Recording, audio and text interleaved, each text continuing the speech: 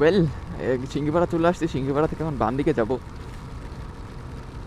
বলতে পারেন এটা 20 টাকার একটা মুহূর্ত। আর জায়গাটা যদি পাহাড়ি জায়গা হতো তাহলে আরও বেশি ভালো লাগতো, বাট সমস্যা নাই। আমার মেন জিনিসগুলো এই যে আমার ক্যাপ আর মানি ব্যাগটা ওখানে, ফোন পকেটে আছে, ফোনের সমস্যা নেই। ফোন দেন গো, এখন বাসায় যাই।